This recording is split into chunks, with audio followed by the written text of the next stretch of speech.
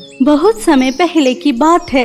उदयपुर नामक गांव में सरिता अपने पति किशोर दास के साथ रहती थी। अभी दोनों की नई नई शादी हुई थी। ऐसे ही समय बीत रहा था। सरिता मां बनने वाली थी और उसकी कंडीशन बहुत ही ज्यादा क्रिटिकल होती है और सरिता बच्चे को जन्म देते समय ही अपनी आंखें हमेशा हमेशा के लिए बंद कर लेती है। किशोर दास अपनी नवजात बच्ची को हाथ में उठाता है, उसका नाम गुनगुन रखता है और बहुत रोता है और सोचता है कि इतनी छोटी बच्ची बिन माँ के कैसे रह सकती है। इसलिए वह कुछ दिन बाद उर्मिला नाम की एक औरत से दूसरा विवाह कर लेता है। ऐसे ही समय बीत रहा था।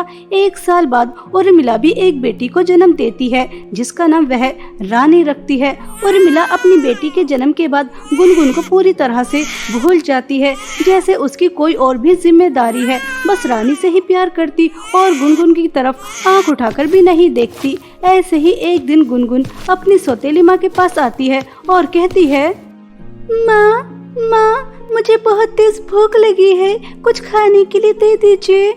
मनहूस, तू पूरे 5 साल की होगी, अभी भी तुझसे खुद खाना लेकर खाया नहीं जाता। जब देखो मेरे पास आ जाती है, माँ ये दे दो, माँ वो दे दो। मैं तेरी नौकरानी हूँ क्या? मैं अपनी बेटी को ना संभालूं? मैं 24 घंटे तेरे ऊपर ही ध्यान रखती रहूं कि मनहूस ने खाना खाया नहीं खाया, दूध पिया या नहीं पिया। चल जा, किचन में कुछ पड़ा होगा, जाकर खा ले। सारी नींद खराब कर दी। मनहूस तो दूसरी जिंदगी में मनहूसियत फैलाने के लिए ही बची है, वरना अपनी माँ के साथ तू भी मर चुकी होती। अपनी माँ को तो खा गई, पता नहीं डायन कितने लोगों को खाकर दम लेगी। माँ, मैं किचन में देखकर आ गई, कुछ भी नहीं है। दूध आपने रानी को पिला दिया और खाना जो आपने बनाया था वह आपने और पिताजी ने खा लिया। माँ, कुछ बना दीजिए ना, बहुत तेज भूख लगी है। जा मनहूस, पानी पीकर सो जा। तूने क्या मुझे अपनी नौकरानी समझा है जो मैं तेरे लिए गर्मा गर्म खाना बनाऊंगी और महारानी को खिलाऊंगी? सुबह नाश्ता बनेगा तो खा लेना, और हाँ, अगर नाश्ते के टाइम पर तू समय पर नहीं आई तो नाश्ता भी नहीं मिलेगा। समझ आ रही है ना? अब जा यहाँ से मनहूस। मम्मी, मेरा पिज्जा खाने का बहुत दिल कर रहा है, जल्दी से ऑर्डर करके मंगाइए ना। अरे मेरी प्यारी बिटिया को पिज्जा खाना है? पिज्जा क्या, मैं बर्गर, चाउमीन, मोमोज यह सब कुछ अभी ऑर्डर करके मंगा देती हूँ। मेरी प्यारी बेटी कुछ खाने का दिल करे और मैं उसके लिए ना मंगाऊं, ऐसा तो हो ही नहीं सकता। मेरी प्यारी बिटिया रानी, रुक जा, अभी ऑर्डर करती हूँ। ऐसा कहकर उर्मिला रानी के लिए पिज्जा, बर्गर, चाउमीन, मोमोज यह सब कुछ ऑर्डर कर देती है। कुछ समय बाद यह सब चीजें आ भी जाती हैं। बेचारी गुनगुन 5 साल की बिन माँ की बच्ची अपनी सौतेली माँ का यह जुल्म सह रही थी। रानी और उर्मिला गुनगुन के सामने पिज्जा, बर्गर यह सब खा रही थी और वह भूखी बस उनका मुंह ताक रही थी और अपने रूम में जाकर पानी पीकर अपनी माँ की तस्वीर देखकर बहुत रोती है। माँ, क्या कोई इतना जालिम हो सकता है कि जितनी मेरी सौतेली माँ है मेरे लिए जानबूझकर खाना नहीं बनाती ताकि मैं खाना ना खा सकूं, ना ही दूध बचा कर रखती है, सब खत्म कर देती है। 3 दिन बाद, 4 दिन बाद जब उनका दिल चाहता है तब मुझे एक रोटी खाने के लिए देती है। देखिए अपनी बेटी के लिए कैसे पिज्जा, बर्गर यह सब मंगाया और मैं भूखे पानी पीकर अपना गुजारा कर रही हूँ। पिताजी को भी कुछ नहीं बता सकते, उन्होंने मेरे लिए ही दूसरी शादी की। जब उन्हें पता चलेगा तो कितना दुख होगा। पिताजी कितनी मुश्किलों से समोसे बेचकर घर का गुजारा करते हैं और माँ और उन पैसों को उड़ा देती है। मुझे आपकी बहुत याद आ रही है। आपको मुझे इस तरह से अकेला छोड़कर नहीं जाना चाहिए था माँ। ऐसा कहकर गुनगुन बहुत रोती है और अपनी माँ की तस्वीर देखते देखते सो जाती है। अगले दिन गुनगुन जल्दी उठती है ताकि उसे नाश्ता मिल सके, लेकिन उर्मिला तो उर्मिला थी, वह जानबूझकर गुनगुन को भूखा रखती थी। ऐसे ही समय बीत रहा था और हमेशा गुनगुन के साथ ऐसा ही होता। 3-4 दिन में सिर्फ एक ही बार उसे खाने के लिए मिलता। गुनगुन स्कूल जाने के साथ घर के सारे काम भी करती, बर्तन, झाड़ू, पोंछा, सफाई, कपड़े धोना, इस्त्री करना, सभी काम। और रानी बस अपने दोस्तों के साथ घूमती, शॉपिंग करती, पार्टी करती। रानी को बस एंजॉय करने का ही पता था। और अब गुनगुन 15 वर्ष की हो चुकी थी और रानी 14 वर्ष की। ऐसे ही एक दिन किशोर दास समोसे बेचकर घर वापस आ रहा था, तभी उसका एक्सीडेंट हो जाता है और उस एक्सीडेंट में उसकी मृत्यु। कुछ लोग उसकी डेड बॉडी घर लेकर आते हैं, जिसे देखकर गुनगुन बहुत ज्यादा रोती है। तभी उर्मिला गुनगुन को जोर से थप्पड़ मारकर कहती है, मनहूस, मनहूस, मुझे तो पहले ही पता था तू डायन है, डायन। पता नहीं कितने लोगों को खाकर तेरा पेट भरेगा। पहले अपनी माँ को खा गई और अब पिता को। मुझसे मेरा सुहाग छीन लिया, मेरी बेटी से उसका पिता। वह समोसे बेचकर आते थे तो घर का गुजारा चलता था, अब तो कोई कमाने वाला भी नहीं रहा। मनहूस, अपनी मनहूसी से तूने यह क्या कर दिया? मम्मी, मम्मी, आप टेंशन क्यों लेती हो? आपको ऐसा क्यों लगता है कि हमारे घर में कोई कमाने वाला नहीं है? ये नौकरानी है ना, जैसे पिताजी समोसे बेचते थे अब ये बेचेगी और हमारे लिए पैसे कमाएगी। उर्मिला और रानी को पैसों की टेंशन हो रही थी कि अब कौन कमाएगा, कैसे कमाएगा, और उधर गुनगुन को अपने पिता का खोने का बहुत बड़ा सदमा लगता है। उसका रो रो कर बुरा हाल था। कुछ समय बाद किशोर दास का दाह संस्कार हो जाता है। तभी उर्मिला गुनगुन से कहती है, मनहूस, अब घर में कोई कमाने वाला तो रहा नहीं। जो एक जरिया था वह तेरी मनहूसियत से हमें छोड़कर चला गया। अपने पिता की तरह तो भी समोसे बहुत ज्यादा टेस्टी बनाती है, इसलिए सुबह जल्दी उठकर समोसे बनाना, उन्हें बेच कर आना। और ये मत सोच लेना समोसे बेचकर आने से तेरी छुट्टी हो जाएगी घर के कामों से। घर के सारे काम भी तो ही करेगी, कपड़े धोना, झाड़ू पोंछा करना, सफाई करना, हमारे लिए नाश्ता बनाना, फिर आकर हमारे लिए खाना भी बनाना, यह सब तू ही करेगी। समझ रही है ना? माँ, यह तो गलत है। आपको पता है समोसे बनाने में कितनी मेहनत लगती है। रात भर जगकर समोसे बनाऊंगी, सुबह फिर उन्हें बेच कर आऊंगी, और फिर घर के इतने सारे काम, आपके लिए नाश्ता, खाना, यह सब तो बहुत ज्यादा हो जाएगा। मैं अभी 15 साल की ही तो हूँ, और इन सब में मेरी पढ़ाई का क्या होगा? इस समय मुझे स्कूल जाने का तो समय मिलेगा ही नहीं। तो किसने कहा है कि तू स्कूल जाएगी? आज से तेरा स्कूल जाना बंद। स्कूल की फीस, कितने सारे खर्चे होते हैं, मैं तो अफोर्ड नहीं कर सकती, इसलिए तेरा स्कूल जाना बंद। कौन सा तू कलेक्टर बन जाएगी? चुपचाप हमारे लिए समोसे बेच, पैसे कमा और घर के काम कर, यही तेरी औकात है। बेचारी गुनगुन क्या कर सकती थी? उसे अपनी सौतेली माँ की बात माननी पड़ती है। अब गुनगुन रात भर जाकर समोसे बनाने की तैयारी करती और सुबह उन्हें बेचने जाती, और समोसे बेचकर आने के बाद जो पैसे मिलते अपनी सौतेली माँ को दे देती, और फिर उसके बाद घर के सारे काम करती। अपनी सौतेली माँ और बहन के लिए नाश्ता बनाती, खाना बनाती, कपड़े धोती, इस्त्री करती, सफाई करती, और इन सब के बीच गुनगुन की पढ़ाई बहुत पीछे छूट जाती है। ऐसे ही एक दिन गुनगुन समोसे बेच रही थी, तभी उसके पास 6 से 7 बच्चे आते हैं जो फटे पुराने कपड़ों में होते हैं, बिल्कुल गरीब। तभी वह गुनगुन से कहते हैं, दीदी दीदी, आपके समोसे में से तो बहुत ज्यादा अच्छी खुशबू आ रही है, पेट के चूहे और ज्यादा दौड़ रहे हैं। हाँ तो प्यारे बच्चों, यह समोसे बहुत ही ज्यादा टेस्टी हैं, एक बार खाकर तो देखो, और ज्यादा महंगे भी नहीं है, सिर्फ 5 रुपए का एक। बताओ तुम सबके लिए कितनी प्लेट लगाऊं? दीदी, हम जैसे अनाथ और गरीब बच्चों की किस्मत में समोसे खाना खरीदना कहाँ लिखा है? हम तो सिर्फ महक ही सूंघ सकते हैं और कुछ नहीं।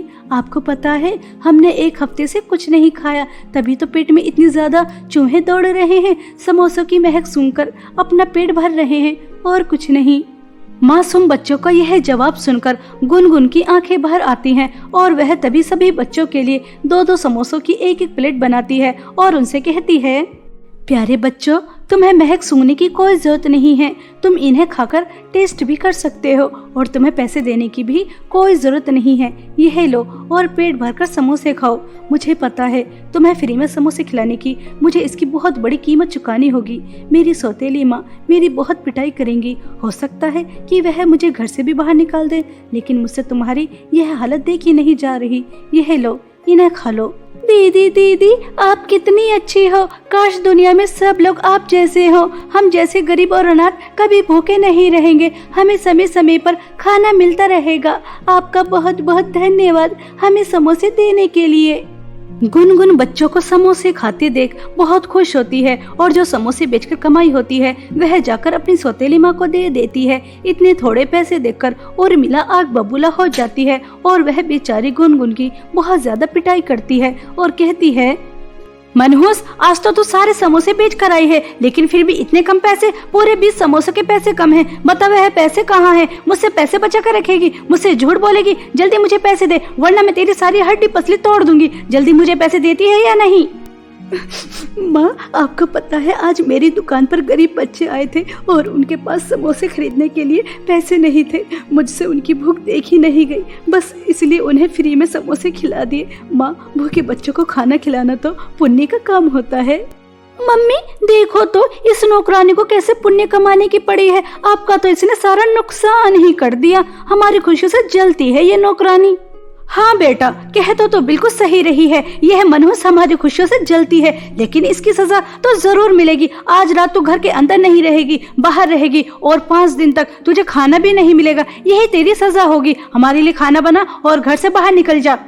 बेचारी गुनगुन खाना बनाती है और घर से बाहर निकल जाती है। मौसम बहुत ज्यादा खराब था, बारिश शुरू हो जाती है। बेचारी गुनगुन बारिश में भीगती रहती है और अपने माता पिता को बहुत याद करती है। तभी उसके पास एक बहुत ही सुंदर परी आती है और वह गुनगुन से कहती है, गुनगुन तुम्हारी सौतेली माँ तो सच में बहुत ही ज्यादा अत्याचारी है। मैं हमेशा परी लोक से पृथ्वी पर लोगों की मदद करने आती हूँ और उन लोगों को ढूंढती हूँ जिनका दिल साफ हो और हमेशा दूसरों की मदद करते हो।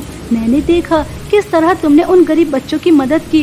तुम यह जानती थी कि इस मदद की तुम्हें बहुत बड़ी सजा मिलेगी। ऐसे लोग दुनिया में कम ही होते हैं जो अपने से पहले दूसरों के बारे में सोचते हैं। लेकिन गुनगुन, अब तुम्हें परेशान होने की जरूरत नहीं है, क्योंकि मैं तुम्हारे साथ हूँ। यह लो जादुई पर्स, इसके अंदर तुम जब भी हाथ डालोगी तुम्हारा हाथ खाली नहीं आएगा। तुम्हें हमेशा पैसे मिलते रहेंगे और इस जादुई पर्स के पैसे कभी खत्म भी नहीं होंगे। परी जी, आपका बहुत बहुत धन्यवाद मुझे जादुई पर्स देने के लिए। लेकिन अब मैंने फैसला किया है, मैं इतनी जालिम औरत के घर और नहीं रह सकती। अब मैं जादुई पर्स की मदद से अपने लिए एक घर लूंगी और अपनी पढ़ाई शुरू करूंगी जो मेरी सौतेली माँ ने छुड़वा दी है। परी गुनगुन को जादुई पर्स देकर अदृश्य हो जाती है। सुबह होने के बाद गुनगुन अपनी सौतेली माँ का घर छोड़ देती है और जादुई पर्स के अंदर हाथ डालती है तो उसे बहुत सारे पैसे मिलते हैं, जिसकी मदद से वह अपना एक घर खरीदती है और अपना स्कूल में एडमिशन भी करा लेती है। वहीं दूसरी तरफ उर्मिला और रानी दोनों गुनगुन को पागलों की तरह ढूंढ रही थी। तभी उर्मिला कहती है, रानी बेटा, लगता है इस बार हमने जो उस मनहूस को सजा दी हमारे लिए महंगी पड़ गई। मुझे लगा था सर छुपाने के लिए मनहूस के पास घर नहीं है तो घर छोड़कर कहीं नहीं जाएगी, हमारा अत्याचार सहती रहेगी, लेकिन वह तो घर छोड़कर चली गई। अब समोसे कौन बेचेगा, कौन पैसे कमाएगा, हमारे लिए कौन काम करेगा? हम तो दुविधा में फंस गए बेटा। हाँ मम्मी, आप बिल्कुल सही कह रही हैं। वैसे भी हमने उसके ऊपर कुछ ज्यादा ही अत्याचार करना शुरू कर दिया था। पैसे कमाने वाली मशीन हाथ से निकल गई। अब हमें अपने काम खुद ही करने पड़ेंगे और पैसे भी खुद ही कमाने पड़ेंगे। हमने उस मनहूस को कहाँ नहीं ढूंढ लिया, कहीं नहीं मिली। अब हमारा क्या होगा मम्मी?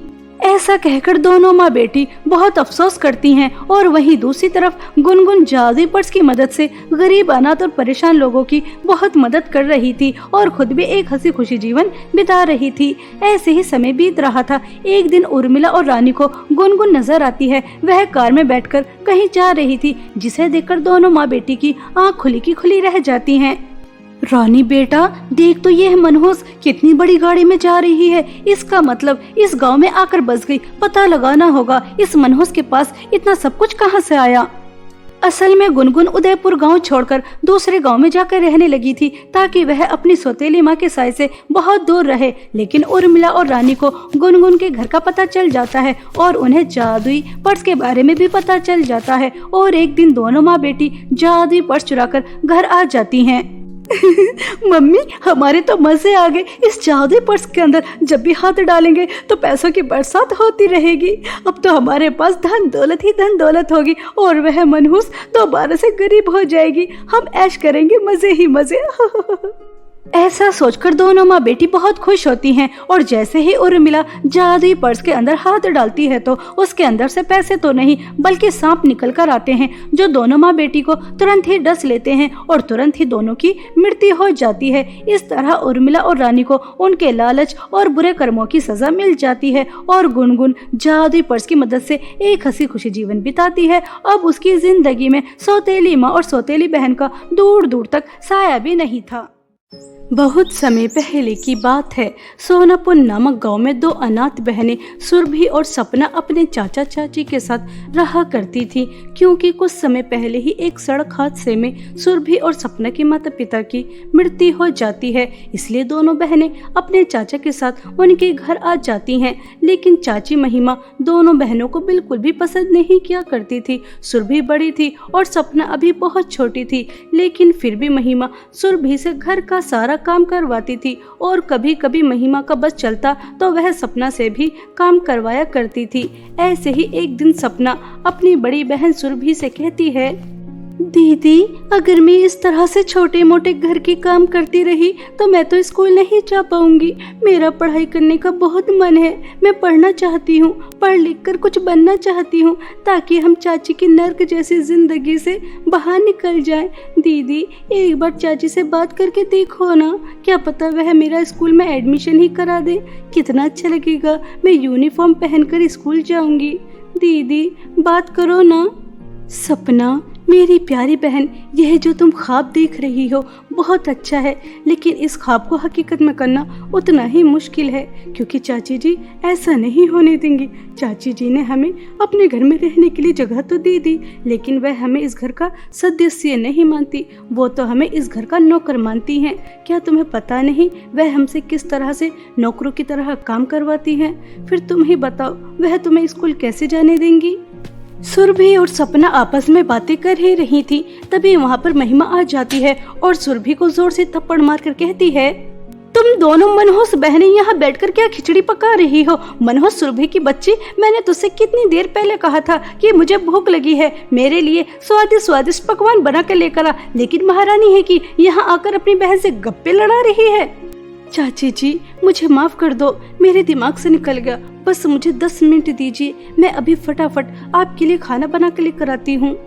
ऐसा कहकर बेचारी सुरभि किचन में जाकर जल्दी जल्दी महिमा के लिए खाना बनाती है और खाना बनाकर अपनी चाची के रूम में लेकर जाती है। सुरभि के दिमाग में सपना की ही बात चल रही थी, तभी वह बहुत हिम्मत करती है और अपनी चाची से कहती है, चाची जी सपना पढ़ना चाहती है, उसका बहुत दिल चाहता है कि वह स्कूल जाए, कृपया करके आप उसका स्कूल में एडमिशन करा दीजिए। आप मुझसे चाहे रात दिन जितना चाहें उतना काम करा लेना, मैं कभी मना नहीं करूंगी, लेकिन बस आप मेरी बहन को स्कूल जाने की परमिशन दे दीजिए, मैं आपका ये एहसान जिंदगी भर नहीं भूलूंगी। सुरभि के इतना कहते ही महिमा आग बबूला हो जाती है और वह गरम गरम खाने की थाल सुरभि के ऊपर फेंक देती है और उसके बाद सुरभि को जोर से थप्पड़ मारकर कहती है, मनहूस तेरी बहन को पढ़ लिखकर कौन सा कलेक्टर बन जाना है, रहेगी तो वो फिर भी मेरे घर की नौकरानी ही। आज तो तूने मेरे सामने ऐसी बात कर दी है, अगर तूने दोबारा से स्कूल जाने की बात की तो फिर मैं तुम दोनों बहनों को अपने घर से धक्के मारकर निकाल दूंगी, फिर रहना सड़क पर भीख मांगते हुए। मैंने तुम्हें अपने घर में रहने के लिए जगह दे दी, ये क्या तुम्हारे लिए काफी नहीं है? महारानी की बहन को स्कूल जाना है, अब चल यहाँ से। सारा मूड खराब कर दिया मनहूस। बेचारी सुरभि रोते हुए अपनी चाची के पास से आ जाती है, तभी सपना अपनी बहन के लिए हल्दी का लेप लेकर आती है और कहती है, दीदी मुझे माफ कर दो, यह सब कुछ मेरी वजह से हुआ है। अगर मैं आपसे स्कूल जाने की बात नहीं करती तो आप चाची से भी बात नहीं करती और ना ही चाची आपकी इतनी पिटाई करती और गरम गरम खाना आपके ऊपर भी नहीं फेंकती। दीदी ये हल्दी का लेप लगा लीजिए, इससे आपके जख्म ठीक हो जाएंगे और मैं आज के बाद स्कूल जाने के बारे में कभी नहीं कहूँगी, अपने दिल और दिमाग से ये ख्याल निकाल दूंगी। ऐसा कहकर सपना बहुत रोती है और सुरभि भी अपने जख्मों पर हल्दी का लेप लगा लेती है और दोनों बहनें रोते रोते सो जाती हैं। सुबह होने के बाद महिमा सुरभि को बुलाती है और उससे कहती है, सुन करमजली, मेरी बेटी अपनी नानी के घर से वापस आ रही है और मेरी बेटी को गंदगी बिल्कुल भी पसंद नहीं है, इसलिए पूरे घर की अच्छी तरह सफाई कर देना और उसके रूम को दुल्हन की तरह सजा देना। और हाँ, 5 तरह के अलग अलग पकवान भी बना देना, क्योंकि मेरी बेटी को अलग अलग वैरायटी का खाना खाना बहुत पसंद है। और तो सुन सपना की बच्ची, पूरे गार्डन की सफाई करेगी, मेरी बेटी को गार्डन भी गंदा पसंद नहीं है। मेरी बेटी को अगर तुम दोनों मनहूस बहनों की वजह से कोई भी परेशानी हुई तो मैं तुम्हें छोड़ूंगी नहीं। अब चलो यहाँ से, अपना काम करो। बेचारी सुरभि के हाथ में अभी भी छाले थे, उनमें अभी भी जलन हो रही थी, लेकिन वह अपनी चाची को काम करने से मना नहीं कर सकती थी, उसकी मजबूरी थी। ऐसे ही छालों में इतने दर्द में घर का सारा काम करना पड़ता है। पहले वह पूरे घर की सफाई करती है, महिमा की बेटी सुनैना के रूम को दुल्हन की तरह सजाती है और उसके बाद इतने दर्द में, इतनी जलन में बहुत मुश्किल से चूल्हे के पास जाकर 5 तरह के अलग अलग पकवान बनाती है। और वहीं दूसरी तरफ सपना गार्डन की सफाई कर रही थी। ऐसे ही दोनों बहनें अपना अपना काम कर रही थीं। कुछ समय बाद सुनैना अपनी नानी के घर से वापस आ जाती है और वह डाइनिंग पर बैठकर अपनी माँ के साथ खाना खा रही थी। तभी उसकी नजर दोनों बहनों के ऊपर जाती है और वह अपनी माँ से कहती है, ओहो मम्मी, मुझे आपको कितनी बार समझाना पड़ेगा कि मुझे ऐसी बहन जी और गंवार नौकरानियाँ बिल्कुल पसंद नहीं है। कम से कम नौकरानी भी तो मेरे स्टेटस की होनी चाहिए। मुझे ये दोनों बिल्कुल पसंद नहीं है और खाना भी ज्यादा अच्छा नहीं बनाया। देखो तो कितनी मिर्चें हैं।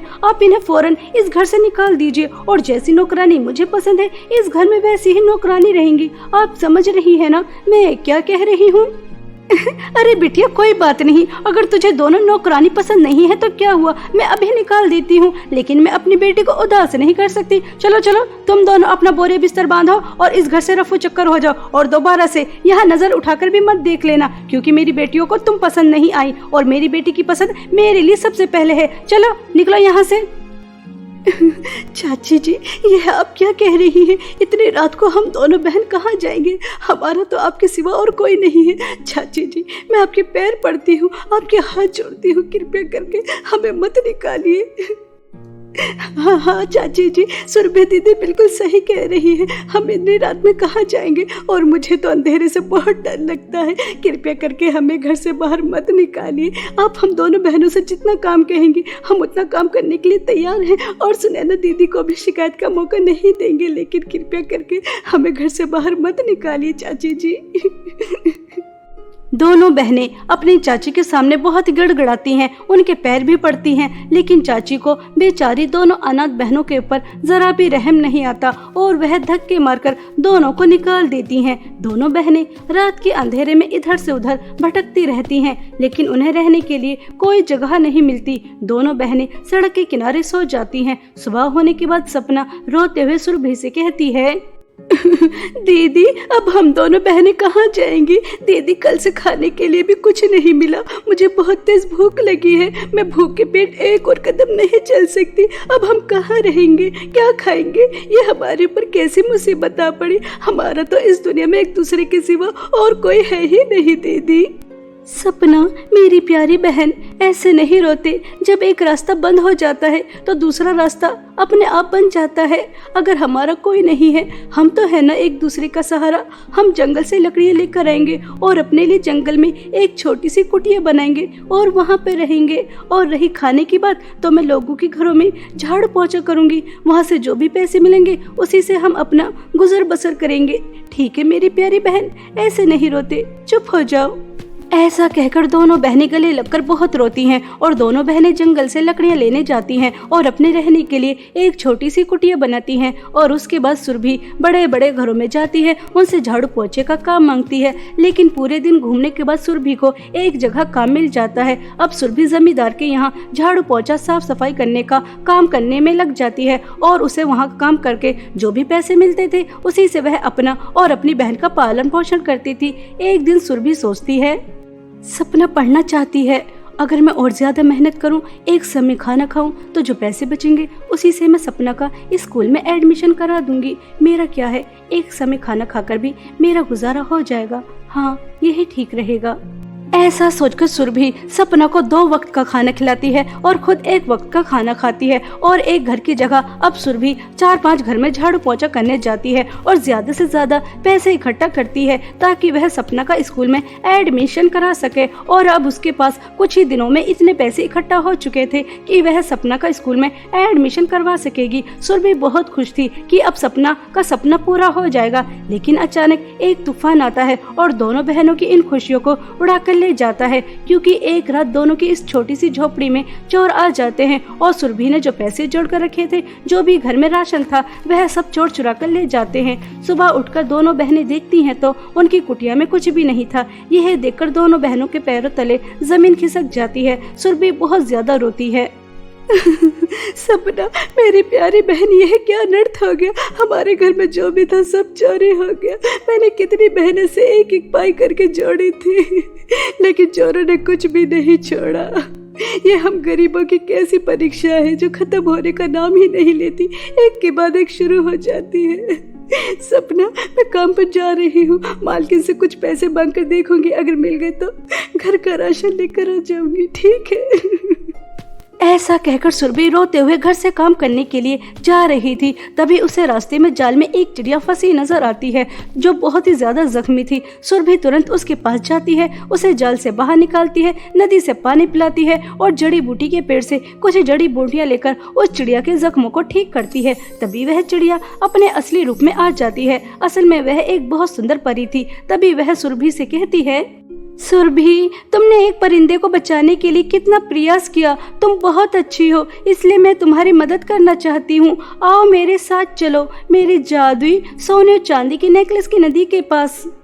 ऐसा कहकर परी अपने साथ सुरभि को जहाँ पर जादुई सोने और चांदी की नेकलेस की नदी थी वहाँ ले जाती है, जहाँ एक तरफ सोने के नेकलेस की नदी बह रही थी और दूसरी तरफ चांदी के नेकलेस की नदी बह रही थी। तभी जादुई सोने और चांदी की नेकलेस की नदी से आवाज आती है, नटखट परी, तुम इस लड़की को अपने साथ यहाँ लेकर आई हो। इसका मतलब तुम मेरी नदी से इसे जादुई नेकलेस देना चाहती हो। लेकिन तुम्हें अच्छी तरह से पता है, जब तक ये अपनी परीक्षा में पास नहीं होगी तब तक मैं इसकी मदद नहीं कर सकती।